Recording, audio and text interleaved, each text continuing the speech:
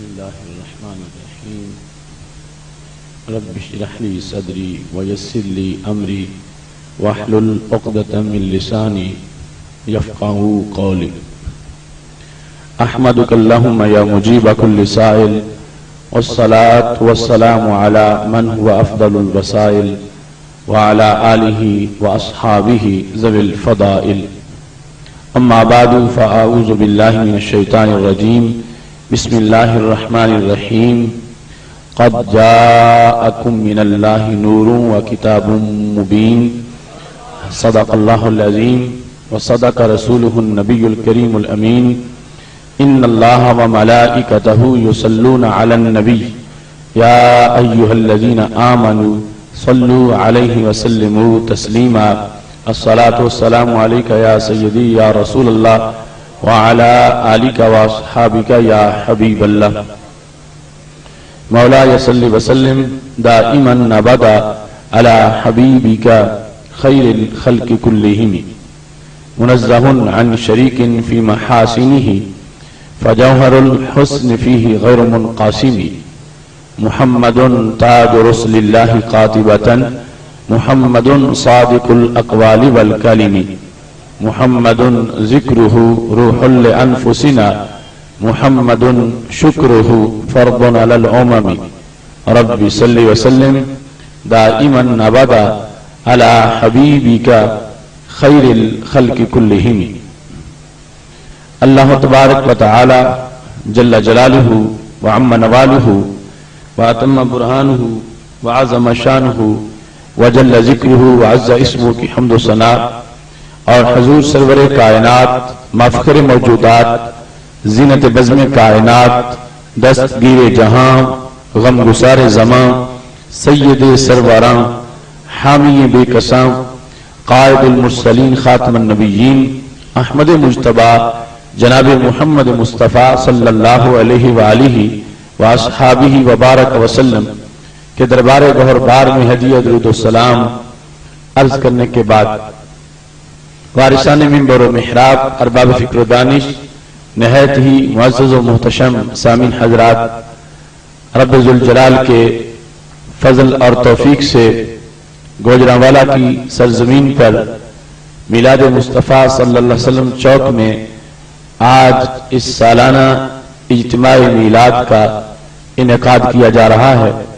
میری دعا ہے رب ذوالجلال ادارہ صراط مستقیم پاکستان کے کارکنان اور انجمن میلاد مصطفیٰ صلی اللہ علیہ وسلم کے احباب کی اس کاوش کو اپنے دربار میں قبول فرمائے اور خالق کائنات جل جلالہ ہم سب کو اس عمل پر اجر و ثواب عطا فرمائے۔ ابھی کچھ دیر پہلے حضرت مولانا پروفیسر محمد سلیم اللہ اویسی صاحب اپنے افکار عالیہ کا اظہار کر رہے تھے۔ میں مختصر سے وقت میں چند ضروری گزارشات عرض کرتے ہوئے اپنی بساط و گفتگو کو سمیٹنے کی کوشش کروں گا۔ میری دعا ہے خالق کائنات جل جلالہ ماہ ربیع الاول شریف کے ہر لمحہ کو ہمیں درود و سلام سے معمور رکھنے کی توفیق عطا فرمائے۔ خالق کائنات جل جلالہ نے قرآن مجید برہان رشید میں رسول اللہ صلی اللہ علیہ وسلم کی دنیا میں جلوہ گری کو لفظ نور کے ساتھ تعبیر فرمایا اور فرمایا قد جاءکم من اللہ نور و کتاب مبین، تمہارے پاس اللہ کی طرف سے نور آیا اور روشن کتاب آئی۔ سید عالم نور مجسم شفیع معظم صلی اللہ علیہ وسلم نے جو خود خطبہ میلاد ارشاد فرمایا اس میں آپ نے اپنے نور کے مختلف احوال کو ذکر کیا اور نور کے سفر کو مختلف مراحل کے لحاظ سے بیان کیا۔ یقیناً ہمارے آقا صلی اللہ علیہ وسلم کا اپنا بیان اس سلسلے میں حتمی حیثیت رکھتا ہے اور آج ہمیں میلاد شریف کے تذکرے میں رسول اللہ صلی اللہ علیہ وسلم کی اس خطبہ سے بہت سی روشنی میسر آتی ہے اور بہت سی وضاحتیں ہمارے سامنے ہوتی ہیں۔ یہ حدیث شریف جس میں نور کے طویل سفر کو بیان کیا گیا ہے، مصنف عبد الرزاق میں اس کو تفصیل سے ذکر کیا گیا۔ امام عبد الرزاق نے اس کو امام معمر سے روایت کیا ہے، امام معمر نے اس کو امام محمد بن منکدر سے روایت کیا ہے، اور امام محمد بن منکدر نے اس کو حضرت جابر رضی اللہ تعالیٰ عنہ سے روایت کیا ہے، اور حضرت جابر رضی اللہ تعالیٰ عنہ نے رسول اللہ صلی اللہ علیہ وسلم کے سامنے بیٹھ کے اسے سنا ہے اور آگے سب کو سنایا ہے۔ یہ اس حدیث کی سند ہے۔ حضرت جابر رضی اللہ تعالیٰ عنہ کہتے ہیں سألت رسول اللہ صلی اللہ حضرت جابر رضی اللہ تعالیٰ عنہ کہتے ہیں سألت رسول اللہ صلی اللہ علیہ وسلم ان اول شیء خلقہ اللہ، میں نے نبی اکرم صلی اللہ علیہ وسلم سے یہ سوال کیا کہ میرے آقا مجھے یہ بتاؤ کہ اللہ تعالیٰ نے سب سے پہلے کس چیز کو پیدا کیا۔ حضرت جابر رضی اللہ تعالیٰ عنہ کا سوال بھی اپنے اندر کئی جواب لیے ہوئے ہیں۔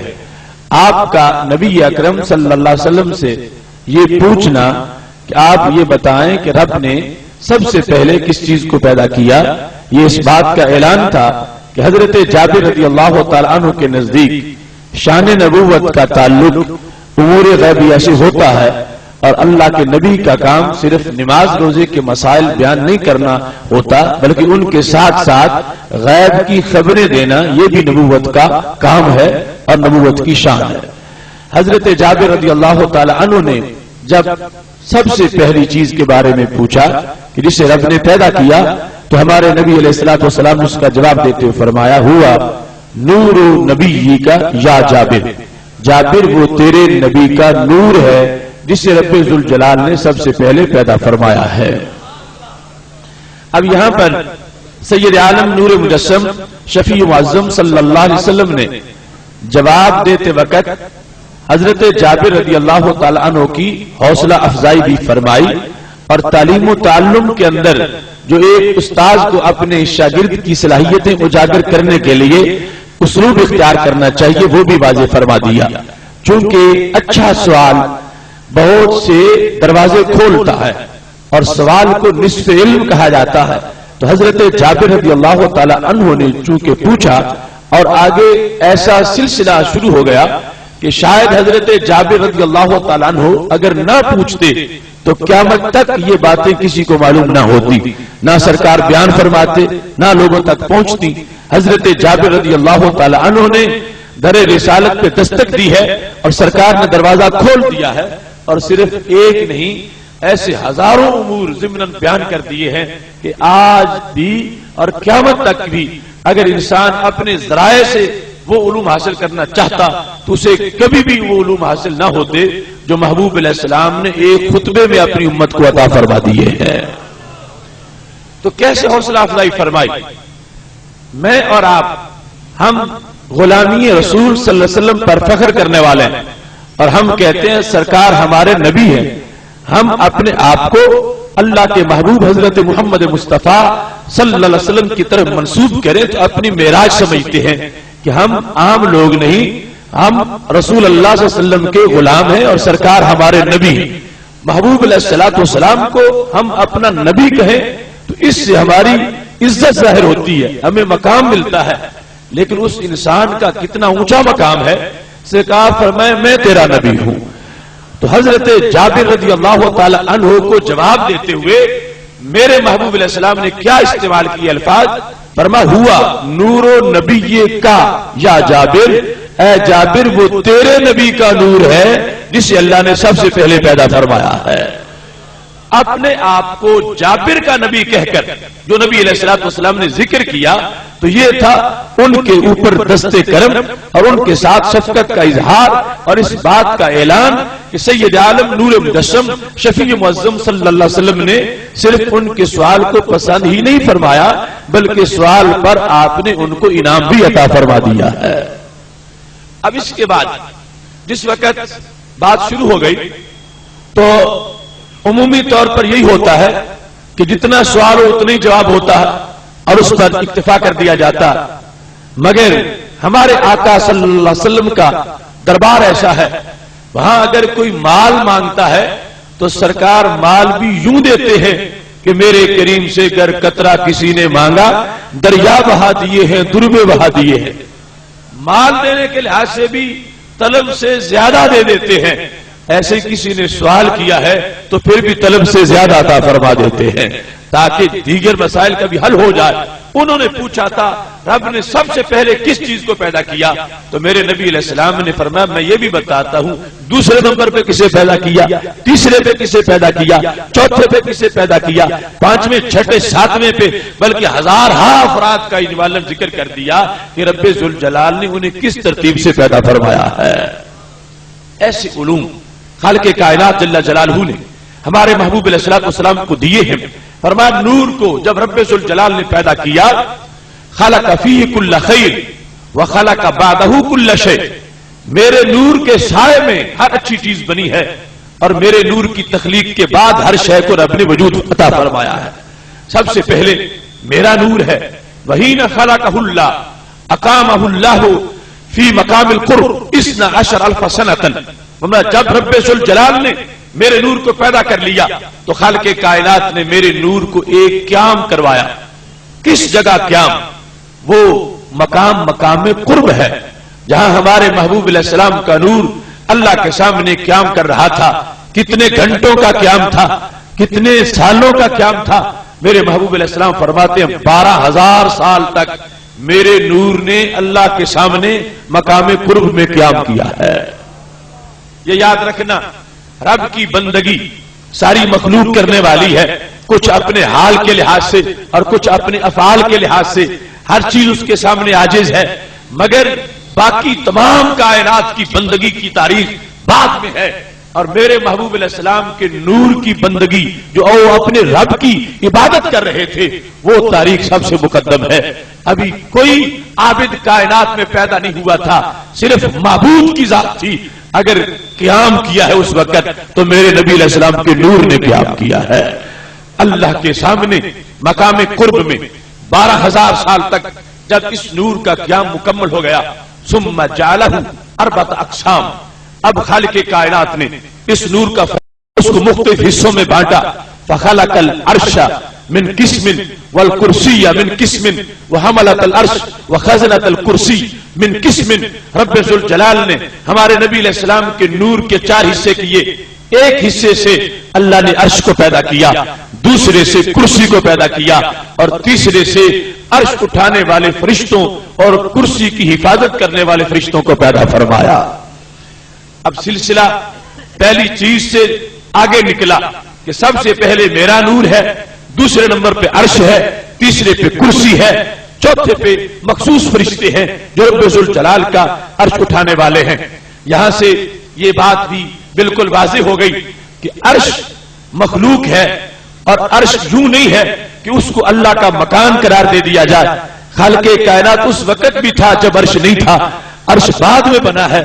عرش مخلوق ہے، اللہ ازلی ہے، ابدی ہے، دائمی ہے، اور عرش محدود ہے اور اللہ غیر محدود ہے۔ لہذا کچھ لوگ آج بیان توحید میں جو عرش کو رب کا مکان کہہ رہے ہیں وہ شریعت مطہرہ کی تعلیمات سے واقف نہیں ہیں۔ میرے نبی علیہ السلام نے جو بیان توحید کیا ہے اس سے یہ پتہ چلتا ہے اللہ کی شان اتنی بلند و بالا ہے کہ خالق کائنات جل جلالہ عرش سے پہلے موجود ہے اور عرش محدود ہے اور رب ذوالجلال غیر محدود ہے۔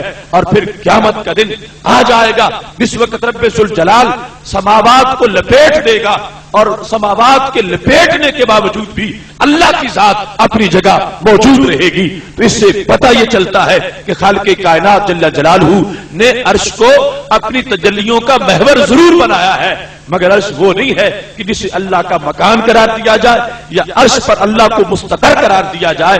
رب ذوالجلال نے عرش کو اپنے جلووں کا محور بنایا ہے۔ اب اس وقت پہلی تقسیم ہو گئی چوتھے حصے کو، ثم اقام الجزء الرابع فی مقام الحب 12,000 سنۃ۔ رب ذوالجلال نے ہمارے نبی علیہ السلام کے نور کو ایک دوسرا قیام کروایا۔ اب مقام کا نام مقام محبت تھا اور قیام 12,000 سال کا تھا۔ جس وقت ہمارے نبی علیہ السلام کا نور 12,000 سال تک مقام محبت میں اللہ کے سامنے موجود رہا، اب اس نور کی مزید پرورش ہوئی، اسے مزید نوازا گیا، تو خالق کائنات جل جلالہ نے اس کے مزید آگے شعبے بنا دیے.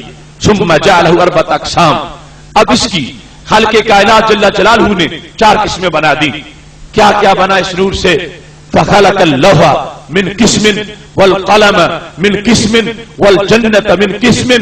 اس نور کے ایک حصے سے رب نے لوح کو پیدا کیا، دوسرے سے قلم کو پیدا کیا، اور تیسرے سے رب ذوالجلال نے جنت کو پیدا فرمایا. اب دیکھو قلم کے بارے میں یہ حدیث صحیح میں موجود ہے کہ اللہ نے اسے پیدا کیا، فرما اکتب، اے قلم تو لکھ. اس نے پوچھا کیا لکھوں؟ تو خالق کائنات نے فرمایا ما کان، جو کچھ ماضی میں ہو چکا سب کچھ لکھ، چونکہ تجھے بعد میں پیدا کیا ہے تو اس سے پہلے کا بھی جہان ہے. تو قلم کا اتنا علم ہے کہ اس کو رب ذوالجلال کے فضل سے یہ آتا ہے کہ ماضی میں کیا ہو چکا ہے میں وہ لکھ دوں. تو جن کے نور سے پیدا ہونے والے قلم کا اتنا علم ہے، اس صاحب نور کے علم کا علم کیا ہوگا. اور پھر لوح محفوظ،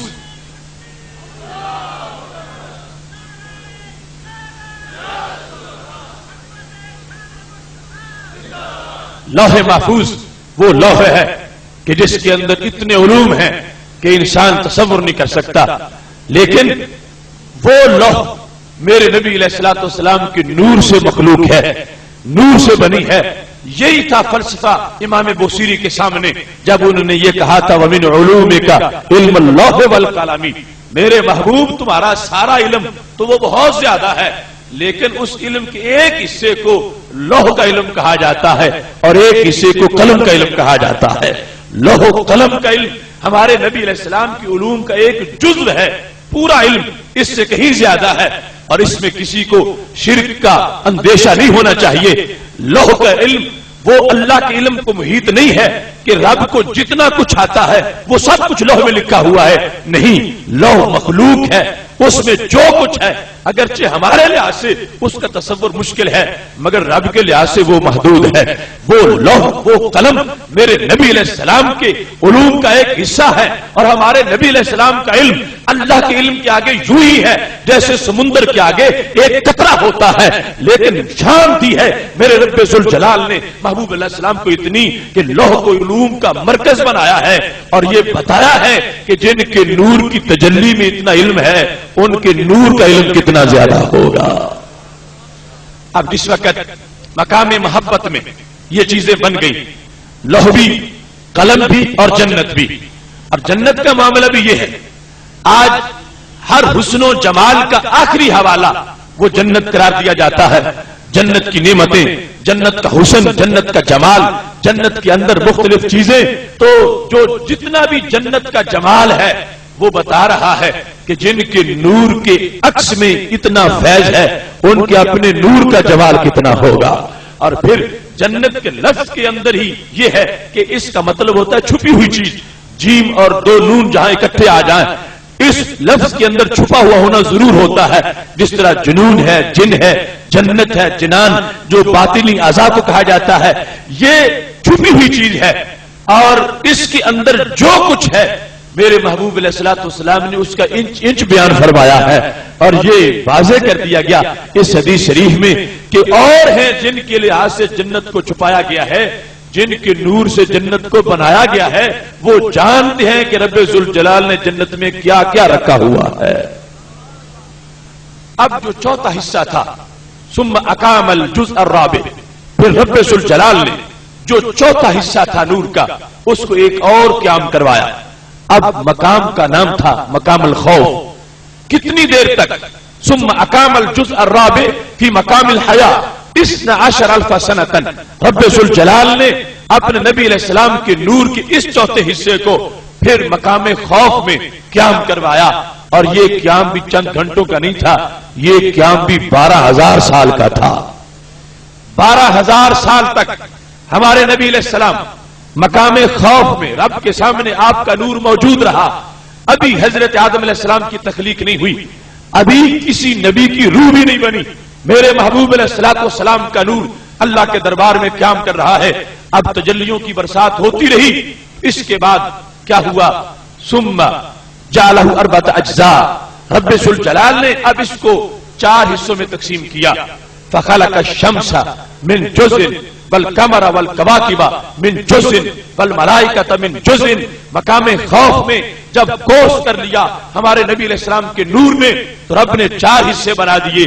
ایک حصے سے سورج کو بنایا، دوسرے سے چاند ستاروں کو بنایا، اور تیسرے سے اللہ نے فرشتوں کو پیدا فرمایا. ایک خاص فرشتے ہیں جو عرش کو اٹھانے والے ہیں، وہ تو 4تھے نمبر پہ پیدا ہو گئے، لیکن عمومی فرشتے جو ہیں ان کو شمس و قمر کے بعد پیدا کیا. اب یہاں سے بھی پتا چلتا ہے کہ کیا اجالے ہیں میرے محبوب علیہ السلام کے. روزانہ سورج نکل کے ان کے نور کو سلام کرتا ہے، ہر چاند ابھرتا ہے تو ان کی چاندنی کا احترام کرتا ہے، اس واسطے کہ چاند کو چمکنا سکھایا ہے تو ہمارے نبی علیہ السلام کے نور نے سکھایا ہے. سورج کو روشنی دی ہے تو ہمارے محبوب علیہ السلام کے نور نے روشنی دی ہے.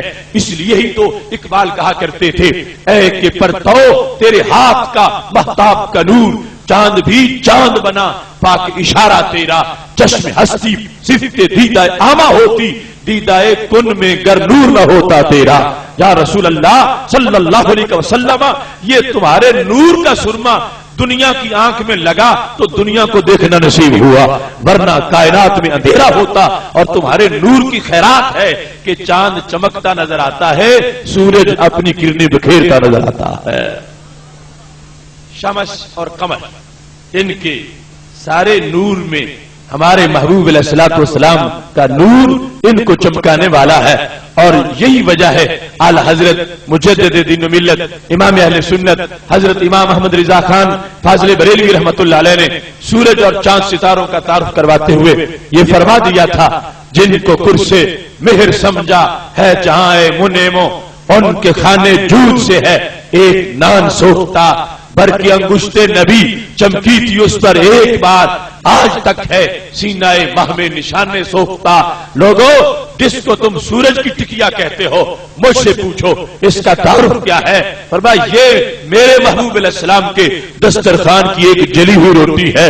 جن کی جلی ہوئی روٹی اتنی چمکے ان کے چہرے کی چمک کتنی ہوگی، اور جن کی جلی ہوئی روٹی پہ زمانہ گزارا کرے ان کی اچھی بھلی روٹیوں کا عالم کیا ہوگا. فرمایا جس کو تم چاند کہتے ہو، پر کی انگشت نبی چمکی تھی اس پر ایک بار. میرے نبی علیہ السلام کا چہرہ تو چہرہ رہ گیا، انگلی اتنی خوبصورت ہے کہ ایک دن انگلی کو اٹھایا تھا، انگلی سے اتنا نور نکلا تھا، چاند اس نور کا مقابلہ نہ کر سکا تھا.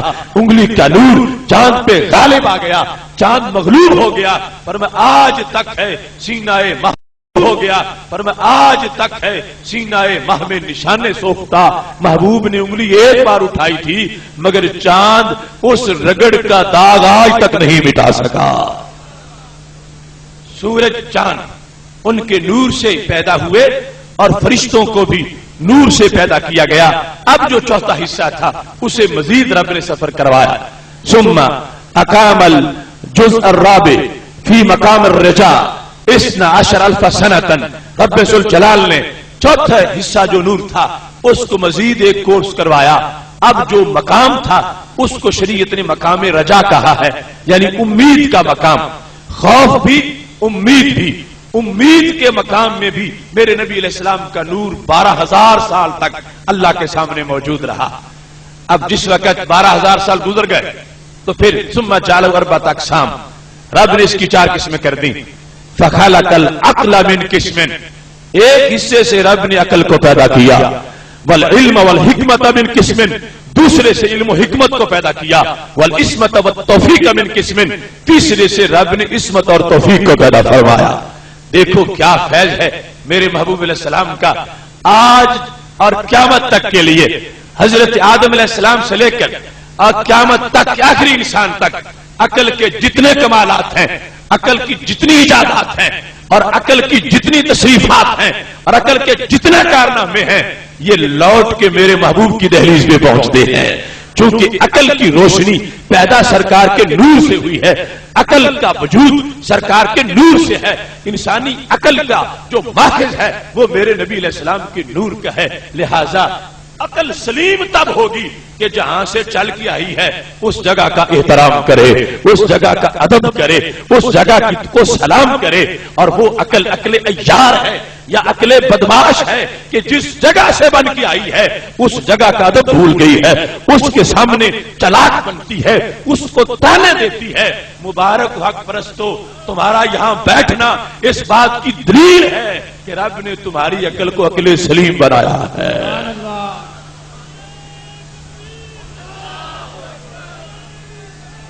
یا رسول اللہ، یا رسول اللہ. لوگ کہتے ہیں کبھی امتی عمل میں نبی سے بڑھ بھی جاتا ہے، تو یہاں فیصلے بتا رہے ہیں کیسے بڑھے گا. کوئی کہتا میں نے 10 حج کر لیے، نبی علیہ السلام نے 1 حج کیا تھا، تو شریعت بتا رہی ہے تیرے 10 وہاں سے ہی شروع ہوئے ہیں. سرکار نہ ہوتے تو تجھ حج کا پتہ کیسے چلتا؟ وہ طواف کرتے وقت جو عقل تمہیں میسر تھی وہ تو سرکار کا نور ہے، تیرا کمال کہاں سے آ گیا؟ اور ان ساری چیزوں کے علاوہ یہ بات کوئی نہیں سوچتا کہ 60,000 سال تک جن کے نور نے ظہور سے پہلے رب کی بندگی کی ہے ان تک کس کی بندگی پہنچ سکتی ہے؟ رب ذوالجلال کے سامنے میرے محبوب علیہ الصلوۃ والسلام کا نور اس نے قیام کیا. اللہ نے اسی نور سے ایک حصے کو عقل بنا دیا، دوسرے کو علم و حکمت بنا دیا، تیسرے کو عصمت و توفیق بنا دیا. توفیق ہر کسی کو جو نیکی کی ہے یہ توفیق بھی اللہ نے میرے محبوب کے نور سے پیدا فرمائی ہے. اب جو چوتھا حصہ تھا اللہ نے پھر اس کو ایک قیام کروایا.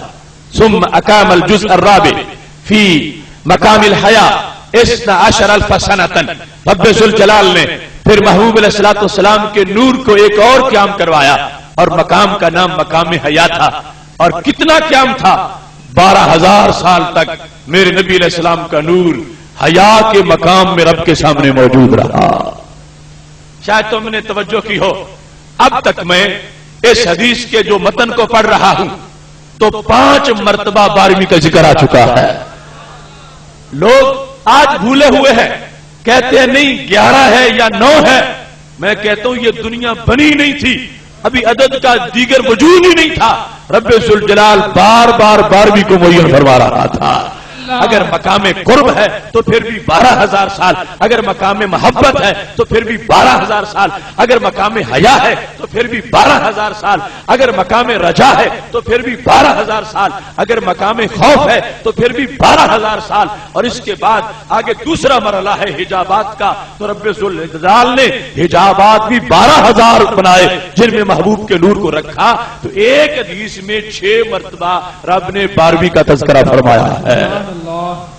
اب یہاں پر رب ذوالجلال نے جو کمالات اس نور کو عطا کیے،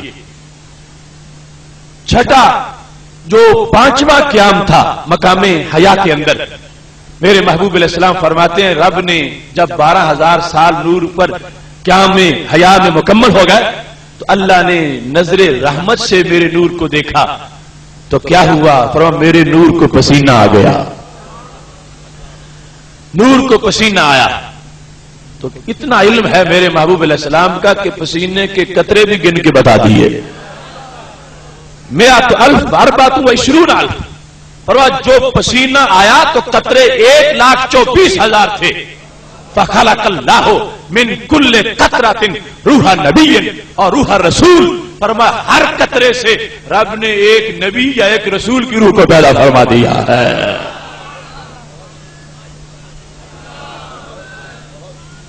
یا رسول اللہ.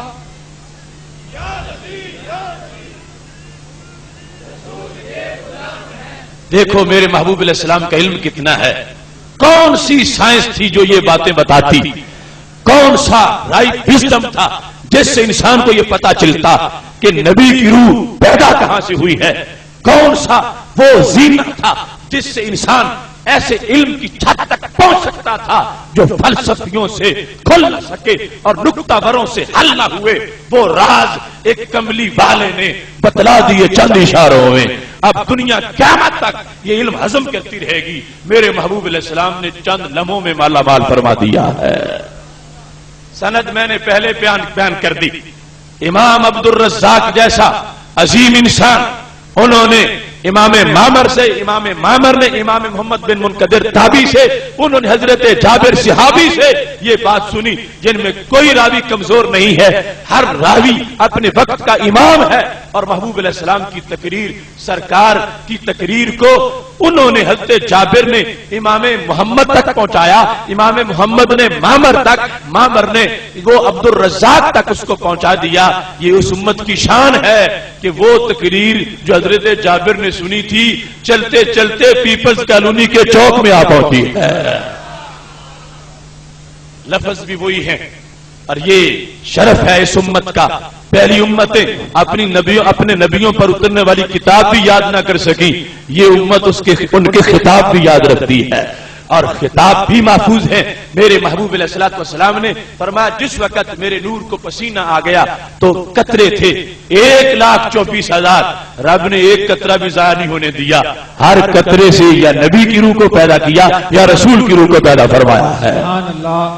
اور یہ بات ذہن میں رکھنا، ابھی انبیاء کرام علیہ السلام کے جسم پیدا نہیں ہوئے، ابھی تو حضرت آدم علیہ السلام بھی پیدا نہیں ہوئے، اور یہ نور اپنا 60,000 سال کا سفر طے کر چکا تھا، 5 مقامات میں 12 ہزار سال گزرے، تو 60,000 سال کا سفر اس نور کا گزر چکا تھا۔ اب آگے تخلیقات ہو رہی ہیں، جو کچھ ہوا ہے اس نور کے سامنے ہوا ہے، کوئی چیز ایسی نہیں جو اس سے پہلے مخلوقات میں سے موجود ہو۔ اب رسن آق دے غیب نہیں جدے سامنے سب کچھ بنایا گیا، اس نور کے سامنے ہر چیز پیدا ہوئی ہے۔ اس واسطے ان کی یہ شان ہے کہ یہ بتاتے ہیں پہلے نمبر پر کیا ہے، دوسرے نمبر پر کیا ہے، اور پھر یہ بھی بتاتے ہیں کہ قیامت بپا ہوگی تو پھر کیا ہوگا، جنت پہنچو گے تو پھر کیا ہوگا۔ ما کانا کا علم بھی رکھتے ہیں، ما یکونو کا علم بھی رکھنے والے ہیں۔ اب جس وقت انبیاء کرام علیہ السلام کی روحیں پیدا ہو گئیں تو کیا ہوا؟ فرمایا ثم تنفست ارواح الانبیاء، نبیوں کی روحوں نے مل کے سانس لی تو کیا ہوا؟ خلق اللہ منها الاولیاء والسعداء والشہداء والصدیقین والمطیعین الی یوم القیامہ۔ فرمایا جب روحوں نے سانس لیا تو اس سانس سے رب نے ولیوں کی روحوں کو پیدا کیا، شہیدوں کی روحوں کو پیدا کیا، صدیقین کی روحوں کو پیدا کیا، مطیعین کی روحوں کو پیدا کیا، قیامت تک کے نمازیوں کی روحوں کو پیدا کیا، قیامت تک کے حاجیوں کی روحوں کو پیدا کیا، قیامت تک کے روزے داروں کی روحوں کو پیدا کیا۔ یہ میرے نبی علیہ السلام کا فیض ہے، ہر گل میں ہر شجر میں محمد کا نور ہے۔ اب انبیاء کرام علیہ السلام کی روحیں میرے محبوب علیہ السلام کے نور کے پسینے سے ہیں، تو یہی وہ فلسفہ تھا جو امام بوصیری کہنے لگے انما مثل صفاتک للناس کما مثل النجوم الماء۔ میرے محبوب تمہاری شان یہ ہے کہ رب ذوالجلال نے تمہیں اتنا عظیم بنایا ہے کہ جس کی وجہ سے یہ شان تمہاری ہے کہ ہر دور کے اندر اگرچہ آپ سب سے آخر میں آئے ہو، لیکن جب بھی جلسے ہوئے ہیں محبوب تمہارا تذکرہ ضرور ہوا ہے، خواہ امت حضرت آدم علیہ السلام کی تھی، خواہ امت حضرت عیسیٰ علیہ السلام کی تھی۔ فرمایا وہ نبی اگرچہ نبوت میں مستقل تھے، نبوت ان کی اپنی اپنی تھی، مگر جو کچھ لوگوں کو دکھا رہے تھے محبوب وہ فیض تمہارا تھا۔ انما مثل صفاتک للناس، تمہاری صفتیں وہ لوگوں کے سامنے پیش کرتے رہے۔ کیسے؟ فرمایا جیسے آسمان پہ ستارے چمک رہے ہو، زمین پہ پانی کھڑا ہو تو پانی میں ستارے نظر آ جاتے ہیں، نیچے نظر آتے ہیں، حالانکہ نیچے نہیں ہوتے اوپر ہیں۔ محبوب آپ نے آنا تھا صدیوں بعد 12ویں کی رات کو، مگر نبیوں کے چہرے اتنے ظاہر تھے، ہر نبی کے چہرے میں 12ویں کا چاند نظر آ رہا تھا۔ انما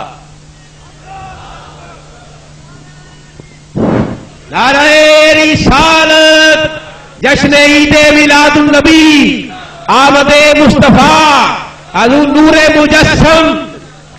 مجسم۔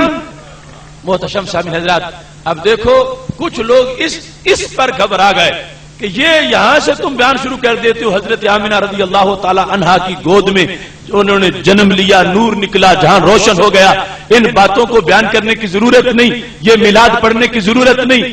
میں کہہ رہا ہوں تم سے یہ برداشت نہیں ہو رہا، سرکار نے تو ہزاروں سال کا میلاد بیان کیا ہے، وہ نور وہاں سے چلا جہاں جہاں پہنچا، جو جو شاخیں نکلی خود سرکار نے بیان کیا کہ یہ ہے میرا پس منظر، وہاں سے نور چل کے آیا ہے، اور یہ ہے نور کی عمر، اور یہ ہے وہ میلاد کا تذکرہ جو میرے محبوب علیہ السلام اپنی زبان سے خود فرمانے والے ہیں۔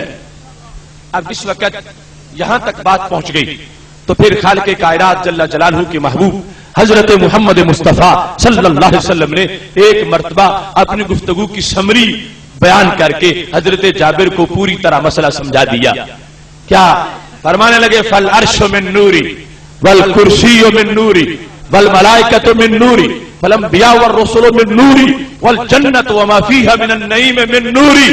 جابر یاد رکھنا، عرش بھی میرے نور سے، کرسی بھی میرے نور سے، لوح بھی میرے نور سے، قلم بھی میرے نور سے، فرشتے بھی میرے نور سے، کروبی بھی میرے نور سے، روحانی بھی میرے نور سے، صدیق بھی میرے نور سے، شہید بھی میرے نور سے، اور جنت اور جو کچھ جنت میں ہے سب کچھ رب نے میرے نور سے پیدا فرمایا۔ سبحان اللہ، اللہ اکبر، یا رسول اللہ زندہ آباد۔ اب دیکھو، جو منکر ہو جائے نبی علیہ السلام کے نور کا، اس کو اس نور کی پروڈکشن کی امید کیوں ہے؟ جنت تو اس نور کی ایک جھلک ہے۔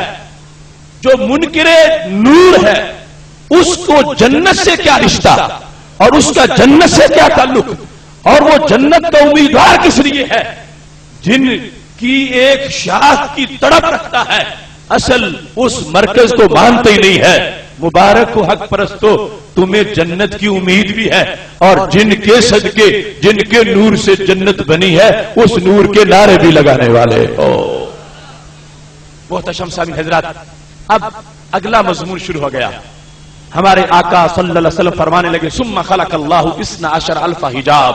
یہ ہے چھٹی مرتبہ 12ویں کا ذکر اس حدیث۔ پھر اللہ نے 12,000 حجاب پیدا کیے، 12,000۔ فَأَقَامَ نُورِي فِي كُلِّ حِجَابٍ 1000 سَنَةً، اور اللہ نے ہر حجاب میں میرا نور 1000 سال رکھا۔ کتنا لمبا سفر ہے نور کا، کتنی عمر ہے اس نور کی۔ 60,000 سال تو پہلے گزر گیا، اب رب نے 12,000 حجاب پیدا کیے، اور ہر حجاب میں محبوب علیہ السلام کا نور 1000 سال تک رکھا۔ سکون، صبر، اطمینان، یقین کے مزید کورس کروائے، اس نور کو اتنا مالا مال کیا۔ پہلے بھی اپنے خاص جلووں سے پیدا کیا، پھر جلووں پر اوپر جلوے گرائے۔ یہی وجہ ہے کہ رب ذوالجلال نے سنگل نور نہیں کہا، بلکہ کہتا ہے سورہ نور میں نور علی نور، یہ نور کے اوپر نور ہے۔ ایک وہ نور جسے پہلے پیدا کیا، دوسرا وہ نور جو سارے مقامات میں رب کا نور اس نور کو سیراب کرتا رہا۔ اتنا بڑا نور اور جامع نور۔ سوال پیدا ہوتا تھا، یہاں تو انکار کی کوئی گنجائش ہی باقی نہیں بچی۔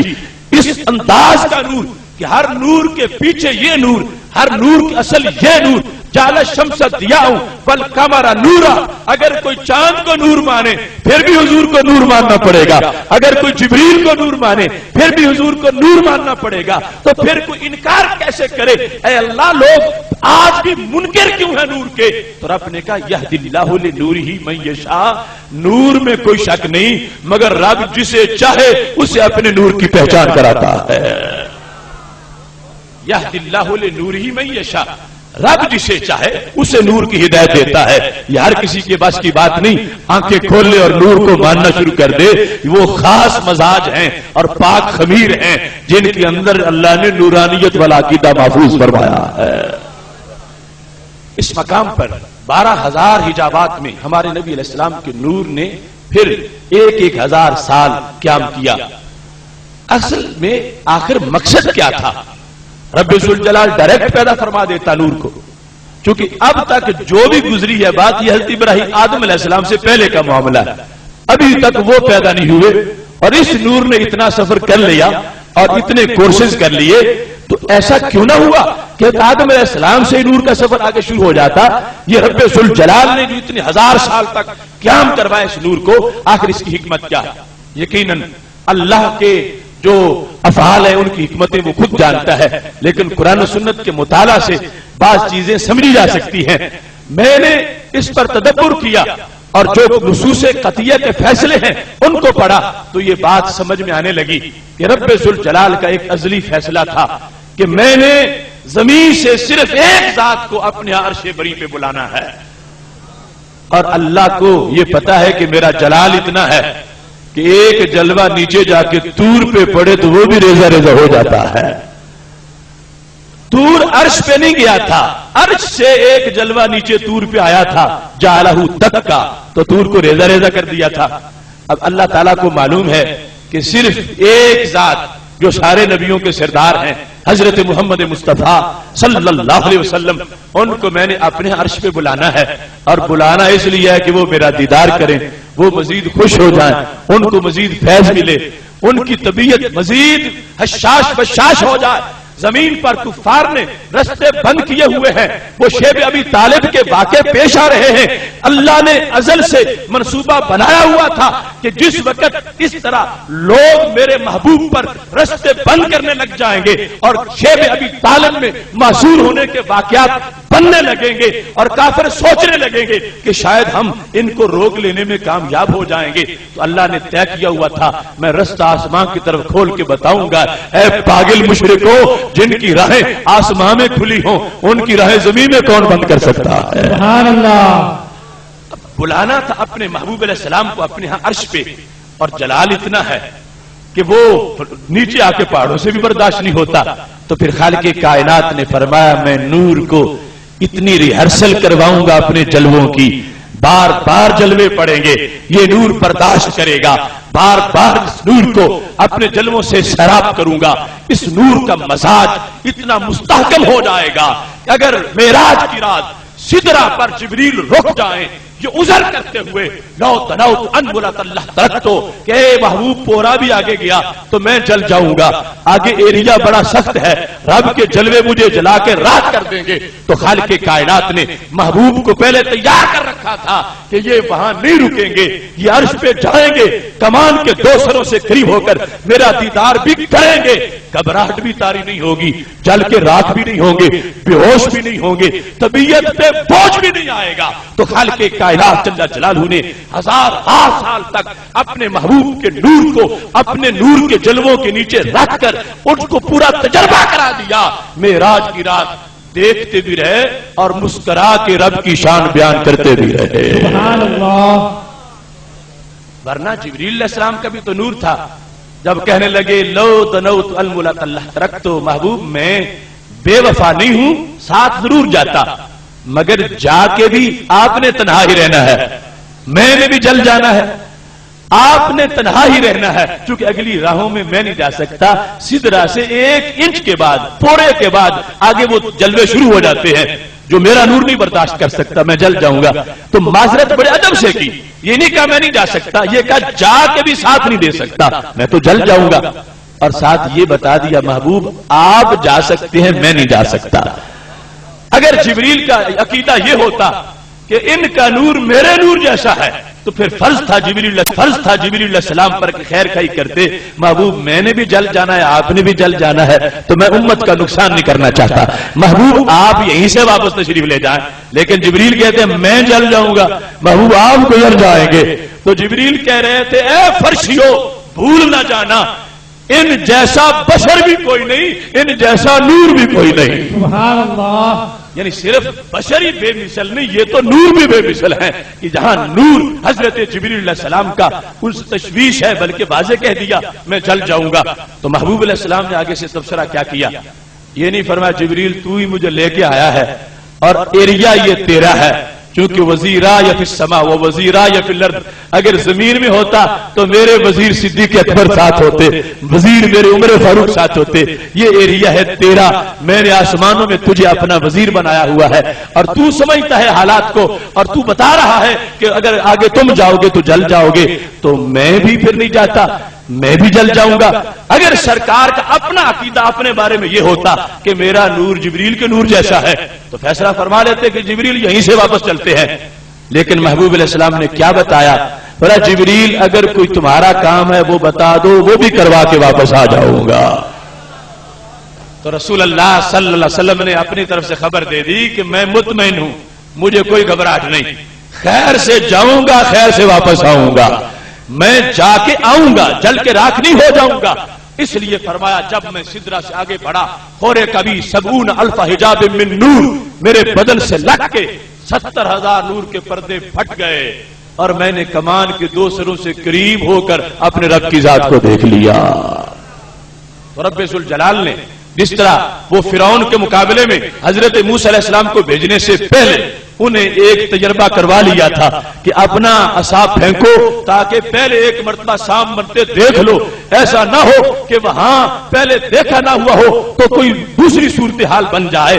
بلا تمثیل رب ذوالجلال نے یہاں نور کو 1000 سال تک اپنے سامنے رکھ کے اس کو اتنا پکا کیا، اتنا مستحکم کیا، اس انداز میں پاور دی، اس انداز میں فیض دیا کہ جس کا کوئی اندازہ کیسے کر سکتا ہے۔ اب دیکھو پہاڑ کی کتنی طاقت ہوتی ہے، اس میں پختگی کتنی ہوتی ہے، وہ ایک جلوے سے وہ ریزہ ریزہ ہے۔ سرکار نے کروڑوں جلوے معراج کی رات اپنے پیکر پہ برداشت کیے، گھبرائے بھی نہیں، آنکھ جھپکی ہی نہیں ہے، تو پتا چلا کہ رب ذوالجلال نے ساری مخلوقات میں سے جس مخلوق کو سب سے زیادہ پاور دی ہے وہ بدن میرے محبوب علیہ السلام کا ہے۔ اب جس وقت اس چیز کو رسول اللہ صلی اللہ علیہ وسلم نے اس حدیث نور میں اور خطبہ میلاد میں بیان کر دیا، اس کے بعد جب 12,000 حجاب میں میرا نور 1000 سال مکمل کر چکا تھا تو خالق کائنات جل جلالہ نے پھر میرے نور کو آگے جب حضرت آدم علیہ السلام کو پیدا کر دیا تو میرے نور کو ان کے اندر منتقل فرما دیا، ان سے حضرت شیس علیہ السلام میں نور آ گیا۔ اب یہ بھی میلاد کا سلسلہ ہے، فرمایا کان ینتقل من طاہر الی طیب ومن طیب الی طاہر، میرا نور منتقل ہوتا گیا پاک پشتوں سے پاک رحموں کی طرف، پاک رحموں سے پاک پشتوں کی طرف، یہاں تک کہ رب نے میرا نور حضرت عبداللہ رضی اللہ تعالیٰ عنہ کی پشت میں پہنچا دیا۔ وہاں سے سیدہ آمنہ رضی اللہ تعالیٰ عنہا میں منتقل ہوا اور ان کی گود سے یہ نور 12ویں کی شب کو ظاہر ہو گیا۔ تو رسول اللہ صلی اللہ علیہ وسلم کا یہ بیان کرنے کا مقصد کیا تھا کہ میری امت پڑھے اور لوگوں کو بتائے کہ سرکار کا میلاد کیا ہے، کیسے نور کا سفر شروع ہوا، کہاں تک نور پہنچا، کیسے نور ظاہر ہوا، اور سید عالم نور مجسم شفیع معظم صلی اللہ علیہ وسلم نے لفظ جو استعمال کیے طیب اور طاہر کے، رب پاک پشتوں سے پاک رحموں کی طرف میرا نور جہاں بھی گزرا رب نے اہتمام کیا کہ کسی آلودہ جگہ پہ نور نہیں رکھنا، کسی آلودہ جگہ پہ نور کی گزرگاہ نہ بنے، جہاں جہاں سے یہ نور گزرا اللہ نے ہر مقام کو ہر قسم کی آلودگی سے غبار سے پاک رکھا، شرک سے بڑھ کے کوئی گندگی نہیں، شرک سے بڑی کوئی نجاست نہیں، اور اگر ایک مقام بھی ایسا مانا جائے کہ جو معاذ اللہ شرک سے بھرا ہوا تھا اور ان کی پشت میں سرکار کا نور تھا تو اس سے نور کے تقدس کے تقاضے جو ہیں وہ پورے نہیں ہوتے۔ سوچنے کی بات ہے رب نے 60,000 سال تک اور 80,000 سال تک جس نور کو اتنے مقدس پردوں میں رکھا پھر اس کو گندی جگہ میں رکھنا تھا، ایسا نہیں ہے۔ فرمایا من طیب الی طاہر ومن طاہر الی طیب، جو حضرت آدم علیہ السلام سے لے کر سیدہ آمنہ رضی اللہ تعالی عنہا کی گود تک اور میرا نور جہاں جہاں سے گزرا ہے اللہ نے ہر جگہ کو پاک پیدا فرمایا ہے۔ اس واسطے اس خطبہ میں یہ بھی ذکر آ گیا کہ ہمارے نبی علیہ السلام کے سلسلہ نسب کے بارے میں یقین کیا ہو جانا چاہیے، آپ کے والدین کے بارے میں عقیدہ کیا ہونا چاہیے۔ آج یہ بھی فتنہ ہے کہ لوگ ہمارے محبوب علیہ السلام کے والدین کی طرف عجیب و غریب لفظوں کی نسبت کر دیتے ہیں اور گستاخانہ جملے بولتے ہیں۔ میرے محبوب علیہ السلام نے خود اپنے مجمع میں اپنی صدارت میں وہ نعتیں سنی جن میں آپ کے آباء و اجداد اور آپ کے والدین کی جو تقدیس ہے اس کو بیان کیا جاتا رہا۔ اگر کوئی گڑبڑ ہوتی تو سرکار خود ٹوک دیتے کہ جو شان میری بیان کرو یہ تو صحیح ہے مگر میری امی کی شان یہ بیان نہ کرو، میرے ابا جی کی شان یہ بیان نہ کرو۔ نہیں، محبوب علیہ الصلوۃ والسلام نے سن کے قبول فرمایا ہے اور خود بیان بھی کیا ہے کہ میرا جتنا سفر گزرا ہے ایک جگہ بھی شرک کی آلودگی والی نہیں تھی۔ لم ازل انقل من اسلاب الطیبین الی ارحام الطیبات، پاک پشتوں سے پاک رحموں کی طرف میرا نور منتقل ہوتا چلا گیا ہے۔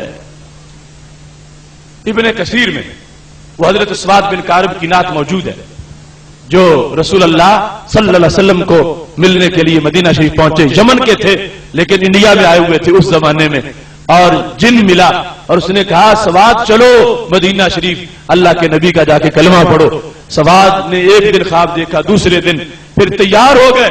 جب عرب شریف میں پہنچے سرکار کا مجمع لگا ہوا تھا, سواد ابھی پہنچے نہیں تھے. محبوب علیہ السلام نے پہلے ہی آنے کی خبر دے دی اور جب سواد پہنچے فرمایا مرحبا بسواد بن کارب, میں تمہیں خوش آمدید کہتا ہوں. تو حضرت سواد نے اس وقت جو نعت پڑھی تھی اس میں یہ کہا تھا اشہد ان اللہ لا رب غیرہ وانک مامون علی کل غائبی. یہ بیان کرتے کرتے حضرت سواد نے یہ لفظ بولے وانک ادنى المرسلین وسیلۃ الی اللہ یبن الاکرمین العطائبی. اے میرے محبوب رب کی طرف ہر نبی ہی وسیلہ ہے مگر آپ سب سے قریب ترین وسیلہ ہے. اشہد انا کا میں یہ گواہی دیتا ہوں کہ آپ کیا ہے ادنا. ادنا بمعنی اقرب ہے. ادنا المرسلین سارے رسول وسیلہ ہیں مگر آپ وسیلہ ہے سب سے شاٹ. آپ کے ذریعے بندہ جلد رب تک پہنچ جاتا ہے. یہاں یہ بھی بات سامنے آ گئی. لوگ کہہ رہے تھے زندہ کا تو وسیلہ جائز ہے اور فوت شدہ کا وسیلہ جو ہے وہ جائز نہیں ہوتا. یہاں سارے نبی جنہیں حضرت سواد وسیلہ کہہ رہے تھے وہ دنیا میں آ کے واپس جا چکے تھے. ہاں زندہ ہے, وہ حیات ان کی موجود ہے مگر اس دنیا میں موجود نہیں تھے. اس کے باوجود جب انہیں وسیلہ کہا گیا اور ان میں سے سرکار کو بڑی شان والا وسیلہ کہا گیا تو سرکار نے یہ نہیں کہا انہیں وسیلہ مت کہو وہ تو جا چکے ہیں, مجھے کہنا جائز ہے وہ دنیا سے جا چکے ہیں. سرکار نے یہ تصدیق کر کے واضح کیا اب جو میں تمہارے سامنے بیٹھا ہوں اب بھی وسیلہ ہوں, جب اپنے گنبد خضرا میں ہوں گا پھر بھی وسیلہ ہوں گا. کیونکہ میرے سامنے جب پہلے نبیوں کو وسیلہ کہا گیا تو میں نے تصدیق کر دی ہے. کوئی شک نہ کرے نبی ظاہری زندگی میں بھی وسیلہ ہوتے ہیں, نبی بعد از وصال بھی وسیلہ ہوتے ہیں. سبحان اللہ. اور ضمناً یہ بات آ گئی ہے. میں تو یہ سمجھتا ہوں کہ جو شخص یہ فرق کرے کہ زندہ کا وسیلہ جائز ہے اور فوت شدہ کا جائز نہیں, وہ بندہ خود توحید مخالف گفتگو کر رہا, شرک کا وہ ارتکاب کر رہا. اب حدیث صحیح میں موجود ہے کہ اس وقت رسول اللہ صلی اللہ علیہ وسلم دنیا سے تشریف لے گئے, بارش نہیں ہوتی تھی تو حضرت عمر رضی اللہ تعالی عنہ نے اللہ کے دربار میں وسیلہ پیش کیا. بخاری شریف میں حدیث ہے کہ اے اللہ ہم تیرے نبی کے چچا کے ذریعے سے تجھ سے بارشیں مانگ رہے ہیں. بے ام نبی کا محبوب علیہ السلام کے چچا جی کا نام تیرے دربار میں پیش کر رہے ہیں, اللہ ان کی وجہ سے بارش نازل فرما دے. اب اس سے کچھ لوگوں نے یہ دلیل بنا لی, کہتے ہیں دیکھو چونکہ نبی علیہ السلام جا چکے تھے دنیا سے تو اب نبی علیہ السلام کے چچے کے ذریعے سے وسیلہ کیا گیا. اگر جائز ہوتا بعد از وصال تو سرکار کا نام لیا جاتا, سرکار کے چچا جی کا نام نہ لیا جاتا. تو محدثین نے کہا نہیں, اصل میں مقصد یہ ہے لوگوں یاد رکھنا اگرچہ سرکار کے وسیلے جیسا کوئی وسیلہ نہیں ہے مگر یہ نہ رکھنا ذہن میں کہ صرف آپ ہی کا وسیلہ جائز ہے اور کسی کا جائز نہیں. حدیث یہ ثابت کر رہی تھی جسے بھی سرکار کی نسبت ملی ہے اسی کا وسیلہ پیش کیا جا سکتا ہے. حضرت عمر تو یہ ثابت کرنا چاہتے ہیں کہ وسیلے کا دائرہ وسیع بڑا ہے. اللہ کے دربار میں آپ کی بھی بڑی ویلیو ہے, آپ کے خاندان کی بھی بڑی ویلیو ہے, آپ کے غلاموں کی بھی بڑی ویلیو ہے. اب یہاں پر جو شخص یہ تفریق کرتا ہے کہ ہم وسیلہ مان لیتے ہیں مگر زندہ کا مانیں گے فوت شدہ کا نہیں مانیں گے, شرک کا وہ ارتکاب کر رہا ہے. اس واسطے کہ زندہ کا وسیلہ ہونا اور مردہ جو فوت شدہ ہے اس کا وسیلہ نہ ماننا, آخر اس کی بیس کیا ہے کہ کچھ زندہ نے رب کے ساتھ تعاون کر لینا ہے اور فوت شدہ تعاون نہیں کر سکتا چونکہ فوت ہو گیا ہے. تو مطلب بنا کہ وسیلہ زندہ کا پیش کیا گیا تو کچھ کام رب کرے گا, کچھ وسیلے والا کرے گا, تو دونوں مل کے بندے کی مشکل حل کریں گے. تو شرک تو اس بندے نے کیا کہ جو یہ تفریق کر رہا ہے کہ زندہ ہو تو پھر تو وسیلہ جائز ہے, فوت ہو جائے چونکہ اب مدد کے قابل نہیں رہا تو اب اللہ ہی کرے گا, زندہ ہے تو اللہ اور بندہ دونوں مل کے کریں گے. یہ فرق بنا موت اور حیات کا. شرک کا دروازہ کھلا. ہم اہل حق یہ واضح کرتے ہیں کہ زندہ بھی اللہ کا کوئی تعاون نہیں کرتا اور فوت شدہ بھی جب وسیلہ اس کا پیش کیا جا رہا ہو وہ اللہ کی کوئی مدد نہیں کرتا. کرتا سب کچھ خدا ہے. وسیلے کا مطلب یہ ہے کہ اللہ کے دربار میں کچھ لوگوں کی عزت بڑی ہوتی ہے, ان کی وجہ سے رب کام کر دیتا ہے, اور اس میں کوئی اختلاف نہیں ہے. عزت زندہ کی بھی ہوتی ہے, عزت اللہ کے دربار میں اللہ والوں کی بعد از وصال بھی ہوتی ہے. یہ نہیں ہے کہ جب تک زندہ ہے پھر تو ویلیو ہے اور دنیا سے چلے جائیں ان کی ویلیو کم ہو جائے. نہیں, جس کی زندگی میں ویلیو ہے اس کی بابل مثال بھی ویلیو ہے. تو وسیلے کا تعلق ویلیو کے ساتھ ہے, وسیلے کا تعلق اللہ کے اسسٹنٹ ہونے کے لحاظ سے نہیں ہے. اس بنیاد پر ہمارا مسلک ہے جو شرک سے پاک ہے, اور جو یہ کہے زندہ کا جائز ہے اور فوت شدہ کا ناجائز ہے وہ شرک کا ارتکاب کر رہے ہیں. اس واسطے کہ وہ زندہ کو سمجھتے ہیں کہ اللہ کے ساتھ مل کے کچھ کام کروا دے گا اور مل کے کام کر لیں گے, شرک سے بات پوری ہو جائے گی, اس کو جائز قرار دے رہے ہیں. فوت شدہ کو مدد کے قابل نہ سمجھ کے ناجائز قرار دے رہے ہیں. ہم نے نہ کسی زندہ کو رب کا شریک مانا ہے اور نہ کسی فوت شدہ کو رب کا شریک مانا ہے. ہم نے کہا کرتا وہی ہے مگر اپنوں کے نام کی وجہ سے بہتر عطا فرما دیتا ہے.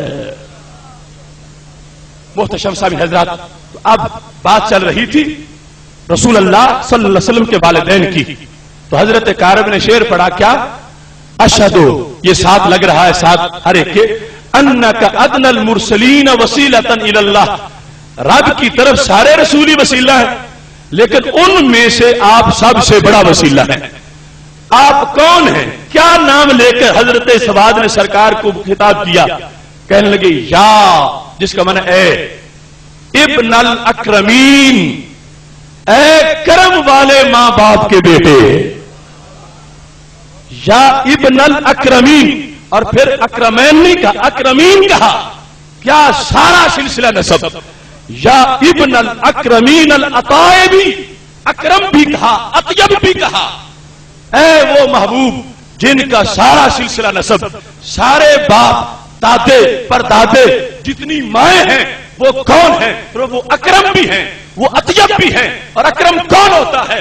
اللہ فرماتا ہے ان اکرمکم عند اللہ اتقاکم, جو سب سے پرہیزگار ہوتا ہے وہ اکرم ہوتا ہے. تو ماننا پڑے گا ان کا صرف ایمان ہی نہیں تھا, ایمان کے ساتھ اللہ نے پرہیزگاری میں بھی اونچا مقام عطا فرمایا تھا.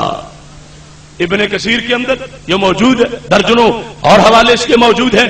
تو میرے محبوب علیہ السلام کے سامنے حضرت سواد نے جب نبی علیہ السلام کے والدین کی اور سارا سلسلہ نسب جو حضرت آدم علیہ السلام تک ہے سب کو حضرت سواد نے کہا وہ اکرم ہے, وہ اطیب ہے, اور محبوب تم ان کی اولاد ہو, تم عظیم لوگوں کی اولاد ہو. تو سرکار نے یہ نہیں فرمایا میری بات کر, میرے ماں باپ کی بات نہ کر, جس طرح آج کچھ لوگ کہتے ہیں کہ سرکار دو عالم نور مجسم شفیع معظم صلی اللہ علیہ وسلم کے والدین معاذ اللہ ان کے بارے میں انہوں نے عجیب عجیب داستانیں کر رکھی ہیں. یہ میرے محبوب علیہ السلام کا مجمع ہے جہاں صحابی نعت پڑھ رہے ہیں, سرکار کی شان بھی بیان کر رہے ہیں, سرکار کے والدین اور پورے سلسلہ نسب کا ایمان بھی بیان کر رہے ہیں. اس واسطے محبوب علیہ السلام نے خود فرمایا تھا میرا نور منتقل ہوتا آیا اطیب سے پاک سے, پاک کی طرف طیب سے طاہر کی طرف, یہاں تک کہ رب ذوالجلال نے مجھے دنیا میں ظاہر فرما دیا. اور 4 اپنے لقب بیان کیے. اخرجنی, اللہ نے مجھے ظاہر کیا دنیا کی طرف, تو میں کس حالت میں تھا؟ سید المرسلین وخاتم النبیین ورحمۃ للعالمین وقائد الغر المحجلین. جب میں گود آمنہ میں تھا, اپنی امی جی کی گود میں میں سید تھا, میں سردار تھا رسولوں کا. اس وقت بھی میں جب باہر آیا میں جلوہ گر ہوا کائنات میں, تو اس حالت میں کہ سید المرسلین اور اس حالت میں کہ خاتم النبیین. 2 اپنے عہدے بیان کیے نبیوں اور رسولوں کے لحاظ سے, رسولوں کا سردار اور نبیوں کا خاتم, اور تیسرا ساری کائنات کے لحاظ سے رحمت للعالمین, رحمت سارے جانوں کے لیے, اور چوتھا اپنے غلاموں کے لحاظ سے ہوتا بیان فرما دیا قائد الغر المحجلین. خاص کر کے اب رحمت تو ہے سارے جانوں کی, یہ غلام اپنا علیحدہ کیا رشتہ ظاہر کریں؟ تو محبوب علیہ السلام نے فرمایا قائد الغر المحجلین, مجھے رب نے نور والے چہرے امتیوں کا لیڈر بنایا ہے. قائد غر المحجلین، غر سفیدی ہے جو گھوڑے کے ماتھے میں ہوتی ہے، محجل اس کے قدموں کی سفیدی ہے، اور استعارتاً عربی میں نور والے کو یہ کہا جاتا ہے۔ ہمارے نبی علیہ السلام کا یہ فرمان ہے بخاری شریف میں، انتم الغر المحجلون، قیامت کے دن اور کوئی امت نہیں ہے کہ جس کے وضو والے اعضاء چمکیں، میرے غلاموں تمہارے ہی صرف چمکیں گے، تمہارے چمکیں گے۔ پوچھا جا رہا تھا محبوب قیامت کے دن اربوں لوگ ہوں گے اور ہمیں یہ انتظار ہوگا کہ ہم پہ نظر کرم فرماؤ، تو ہم دور دور سے آپ کو نظر کیسے آئیں گے؟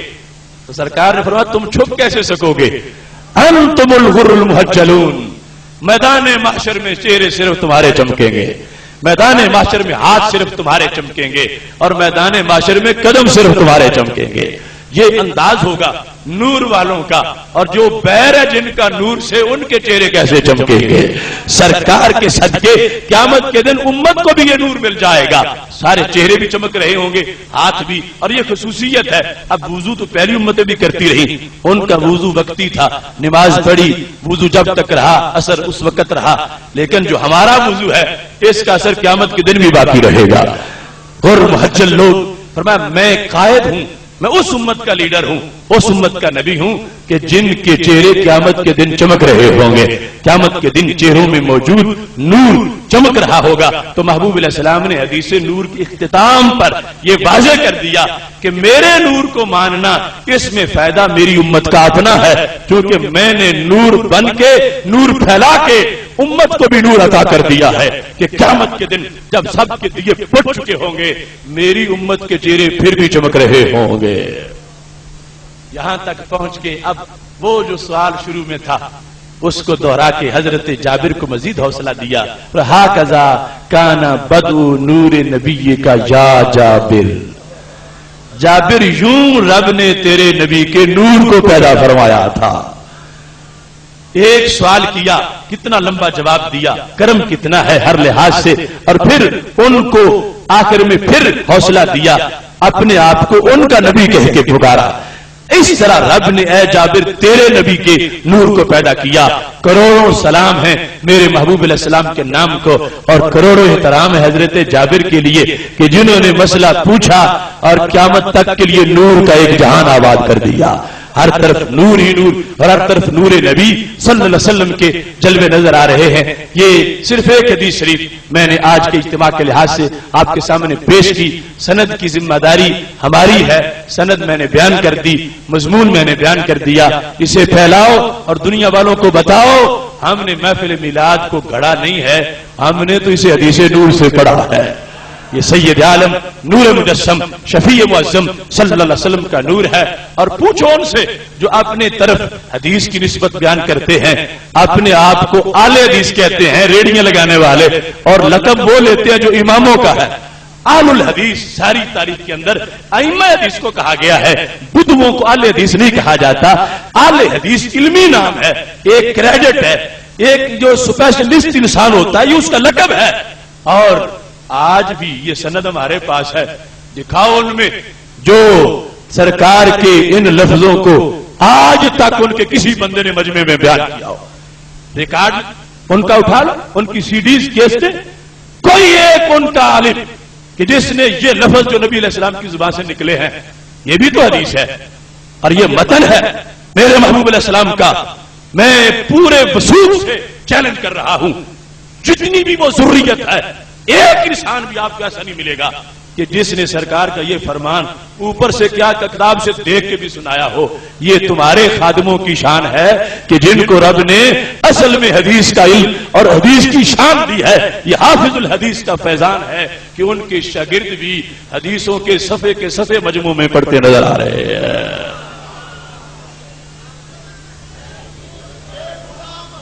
محتشم سامعین حضرات، یہ ڈیوٹی ہے ایک دین کے خادم کی، اور یہ علماء کرام ہمارے سرمایہ ہیں جو اس وقت اس میں سٹیج پہ ہیں، ان کے علاوہ بھی جو دن رات دین کی خدمت کر رہے ہیں، اللہ ان سب کو سلامت رکھے۔ ہمارا ادارہ صراط مستقیم کا ایک منشور جو کعبے میں مسجد حرام میں بیٹھ کے لکھا تھا، اور اس کے اندر ساری باتوں کو اس دن لکھ دیا تھا۔ آج جو کچھ بھی ہو رہا ہے یہ کوئی نئی چیز نہیں، پہلے دن ان ساری چیزوں کو پیش نظر رکھ کے یہ سارا کام شروع کیا گیا تھا. ہمیں محسوس ہے، ہمیں پتہ ہے، ہمیں لوگوں کی جو نکلتی آہیں ہیں وہ سنائی دیتی ہیں، ہمیں جلتے خرمن سے دھواں نکلتا نظر آتا ہے، ہمیں جہاں تک ہماری ضرب پہنچی ہے اس کا بھی ادراک ہے. اس واسطے ہمارا ایک اپنا طریقہ ہے، ان لوگوں کا اپنا طریقہ ہے، اپنا شیوا ہے کہ اندھیروں میں جلاتے ہیں چراغ اور ان کی مرضی ہے زمانے میں یوں ہی رات رہے. تو ہم نے رات ختم کرنے کے لیے، دن لانے کے لیے ادارہ